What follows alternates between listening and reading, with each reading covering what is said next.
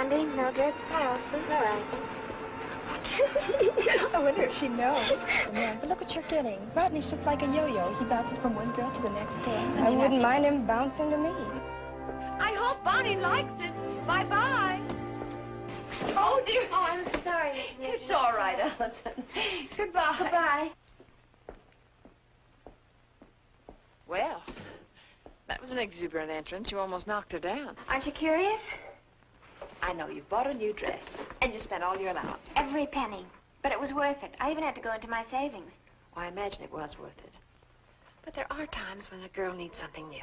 She certainly does. Should I try it on for you?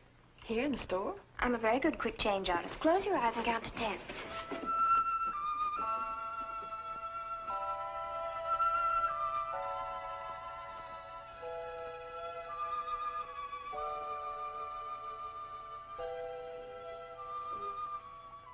This model is one of our most exclusive designs. We call it our Constance Mackenzie coat. The blue of the fabric is of a most delicate shade, and it is sure to be a pace setter for the fall season. Oh, Mother, you should see your face.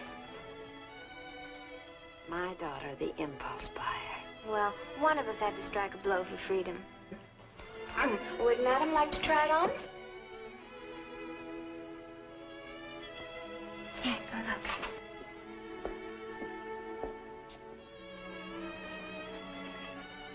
Mm-hmm.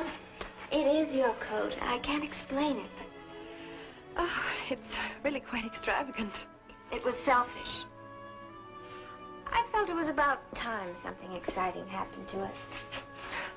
Don't you feel different? You look different. Oh, younger perhaps. No, not just younger. Maybe the way you used to look before you had me. Sort of, I don't know, dreamy-eyed. Oh, not that young. Does it seem such a long time ago? Well, the years have a way of slipping by. It's only the days that drag when you're grown up. That'll never happen to you.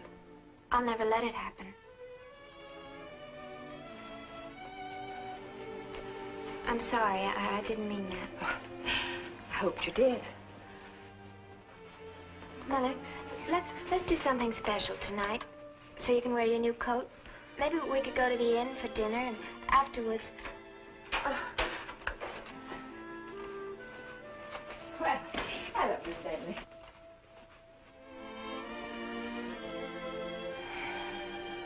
No, you are definitely not Allison Mackenzie's coat. Maybe it's her hair. Her stupid Alice in Wonderland hair.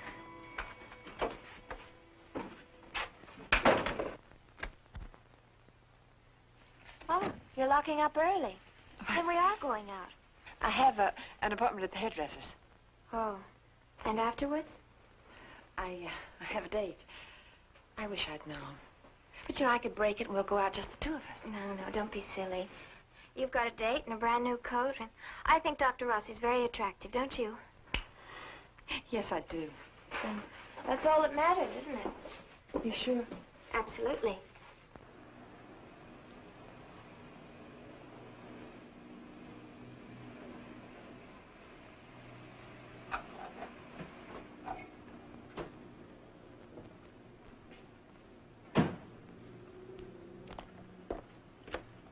Hello, Bob. Matt. Missed you last week. You know how Grace looks forward to Thursdays. Well, you know how I look forward to Grace's cooking. What brings you here?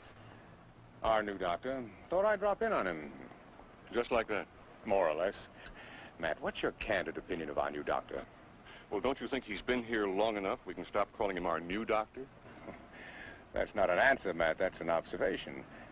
Why do you think he left New York? And that's not a question. That's an insinuation. Well, I don't see why we should argue about him. See you next week.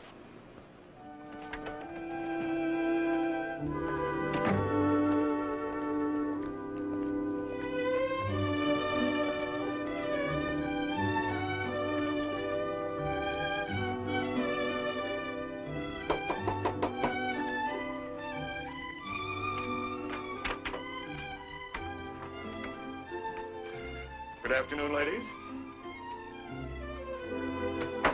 Well, that's quite a coat. My extravagant daughter bankrupted herself. Well, it's worth it.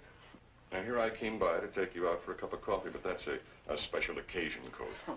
She has a very special occasion date with Dr. Rossi. He asked me to dinner. And you accepted, of course. He's a very attractive man. Isn't it romantic? We'll do some shopping for you tomorrow, Allison. I don't need anything. I'm not going anywhere, and I'm not crying over Rodney Harrington. I don't care about him. I don't care if I never see him again. You don't seem to understand.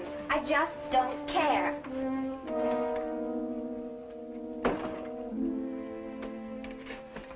Well, I guess that's been building up for some time.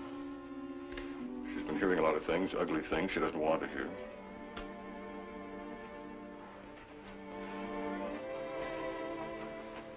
Why does Allison have to be hurt? You can't go on protecting her forever. She doesn't want that. She doesn't quite know what she does want, but why don't you help her to grow up? I'm saying maybe I should grow up too, huh? I understand Rossi was at the top of his class. Donald was in the middle. I liked your husband. Don't you find it a little painful, Laura? Staying in his office? You mean in Donald's office? Yes. Well, it isn't Donald's office anymore. And I'm much too busy for memories. Pity. Well, Dr. Morton. I was driving by. Thought I'd drop in. I'm glad you did. Excuse me, Doctor. Thank you. I was just looking at your diploma. One of the men who signed it and I interned together. Freddie Zeitner. Oh, you interned with Dr. Zeitner? Oh, yes, he was number 5 in our class. And number 4? No, I was 3rd. Surprised to find me buried in Peyton Place? Well, I wouldn't exactly call this a burial. It isn't. By the way, what do you think of Dr. Zeitner's latest paper? Which one? Last month's New York Review. Oh, yes. Well, I haven't had time to read it yet. But I'm sure it's terribly good. Sit down, please. Freddie's work always is. Tell me, Dr. Rossi, you like what you found here in Peyton Place? Well, that's rather a big question, don't you think? The hospital. Well, the hospital, for its size, is equipped beautifully, I think, and run very well. I'll take that as a personal compliment. As the chief of staff, I think you have every right to. Thank you. I was looking at some records at the hospital this morning. I didn't know that Betty Harrington had lost the baby. Yes, you weren't at the hospital that night. I advised Dr. Holstrom of the situation. Well, are you aware that the Harringtons don't know what's happened? Yes, Betty came in to see me yesterday. Well, have you made any effort to tell the Harringtons? Well, of course not. Betty's medical history is privileged communication. Privileged communication, Doctor, is a term, not an explanation. Are you saying I owe you one? I'm saying that this is a small town. You've practiced in New York City. Medicine here has a different color. It's more personal. We all took the same oath. You approve of this marriage? I'm a physician, not a marriage counselor. My own personal feelings have nothing to do with the issue. I'm sorry, Dr. Rossi. I was hoping that you'd be the one to do something about this. And since I won't? Well, I define privileged communication in a different way. I look at those people down there in the square, and I figure that I brought a good number of them into the world. For 30 years, they brought me all their aches and pains, not just the physical ones. When I see a girl like Betty manipulating a family like the Harringtons... What's your frame of reference, Doctor? Hippocrates or the local Dun and Bradstreet? Oh, I see you do have personal feelings. Yes, I do. But I don't let them interfere with my professional responsibilities. If you abuse this information in any way, I'll take you to the County Medical Society. Dr. Rossi? I know you're an officer of the society, but I know also there's a committee on ethics. Oh, is that the way you formulate your ethics? By committee? I don't have time to debate philosophy with you, Doctor. I have a lot of patients out there. I hope you heard what I said.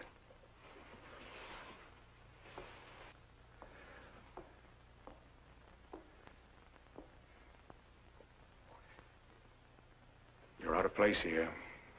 You don't belong. It's evident to me, and soon will be to others, Dr. Rossi. Dr. Morton, I don't know if I'm in my place or out of it. I may not even know my place. But I am here. And being where you want to be is quite a privilege these days. It's a privilege I don't intend to give up. I hope we understand one another. Oh, yes, we do. Understand each other. Good day, Doctor. Good day, Dr. Morton.